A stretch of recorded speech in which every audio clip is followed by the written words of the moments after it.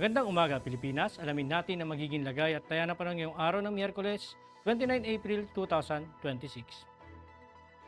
Para sa ating synoptic equation, wala pa rin tayong namomonitor na low pressure area sa labas at loob ng ating Philippine Area of Responsibility na maaaring makaapekto sa ating bansa.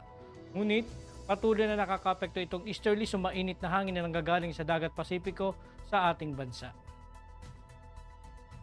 Para sa ating general area forecast, asahan natin ang mainit at malinsangang panahon, bahagyang maulap hanggang sa maulap na kalangitan na may pulupulong pag-ulan, pagkulog o pagkidlat, lalo na sa hapon o gabi dulot ng easterlies. Sa buong Luzon, partikular na nga dito sa may Metro Manila, sa buong Visayas at sa buong Mindanao.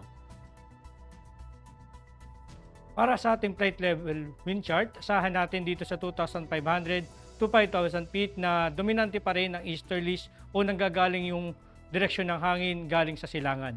Asahan natin na sa 2,500 feet ito ay may taglay na lakas na hangin na 10 to 20 knots, samantala dito naman sa 5,000 feet is 5 to 15 knots.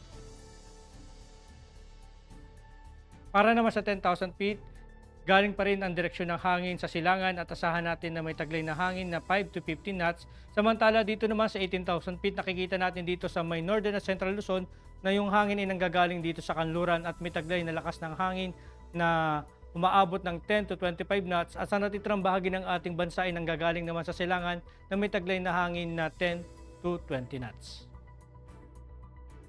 Para naman sa ating impact ng flight operation dulot nga ng easterlies dito sa Metro Manila at natitirang bahagi ng ating bansa, ang main hazard nito ay warm and humid air from the Pacific enhancing convective activity. Ang impact nito sa rotary, asahan natin yung localized thunderstorm and may light turbulence, may briefly affect ang ating mga operation lalo na sa hapon at asahan natin sa fixed wing generally pair with possible isolated Charlie Bravo causing short-term delays or turbulence.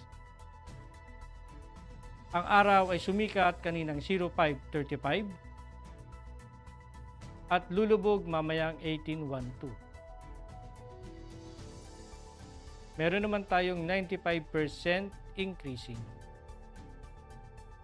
At para maging updated sa lagay at taya ng panahon, ipalo lang ang aming mga officially social media accounts ng Air Force Weather Center.